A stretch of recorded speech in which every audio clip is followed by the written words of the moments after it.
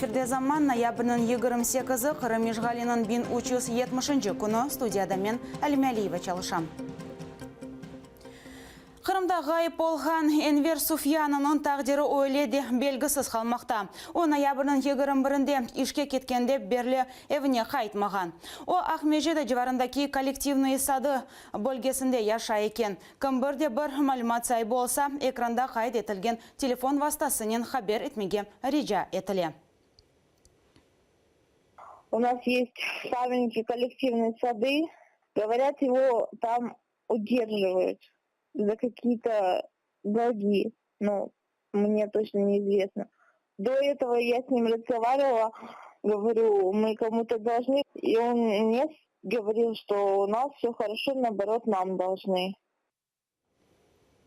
Бүгін Ахмежет шәрінде 26 февраль іші бойынша махкеме отырышында қабатлайжыларының денленуі олажақ. Бөлі қарар кешкен махкеме отырышында алынды. Кешкен махкеме отырышыны техники мәселелері бойынша бүгінгі күнге кечірділер. Қорчалайжылы тарафын сорав кечірілмезден евел видео весиқаларыны бақмаға талап ете. Бүгін адвокатлар техники бозувлар олмас деп инаналар. Мы надеемся, просмотрим это видео и, возможно, кое-кого из наших подзащитных уже допросят по данному делу. Нам приходится работать по копиям материалов, то есть мы практически нету ни одного оригинала в материалах дела. Так еще и получается, не все приложения есть, которые якобы следователь собирал и прикладывал к делу. Вот с такими материалами приходится осуществлять защиту наших доверителей.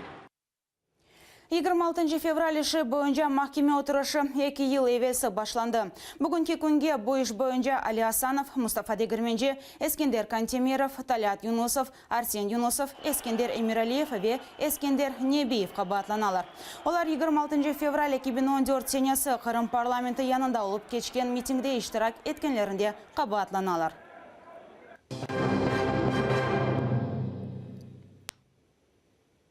Америка президенті Дональд Трамп Украина бірдемлігінің тарафдары олып зап етілген топрақларыны қайтармасыны істей. Бұны Америка Девлет департаментінің мақсыз темсілжісі Курт Уолкер политика межмуасында хабер етті. Оны бұдыргеніне көре Украинада юз берген женг бітмегенже Бияс сарайынан бір сара векілері Москваның насибетлеріні елештірмеге рет етмекте. Ал азырда есе Русия, Европа ве Америка санкцияларından қачып оламаз.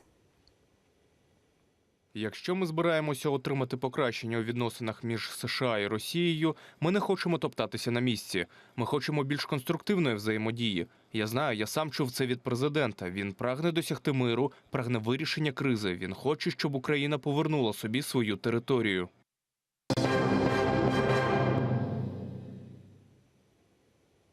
Қырымда бір кішілік наразылықларда иштирак еткен инсанларға ишғалжы полис хадимлері мемори протоколлар кетірмеге девап. Еті полис бөліклерге давет етмекте. Бұны Жанкойда яшаған Мустафа Сулейманов избатлады. О октябрның 14-де ишғал етілген Қырымда бір кішілік нумайышқа қошылған еді. Это был наш участковый.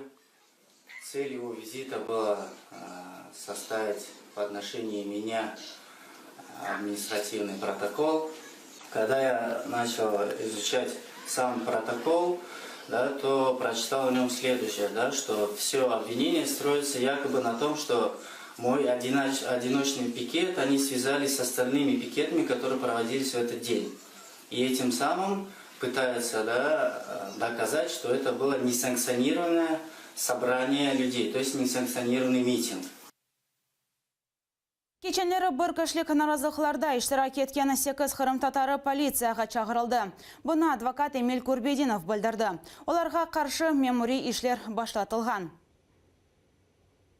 Несмотря на то, что это были одиночные пикеты, таким образом пытаются, я не знаю, привлечь людей, которые вообще, не нарушая закон, вышли и выразили свое мнение. О дне судебного заседания будет дополнительно сообщено в этом районе.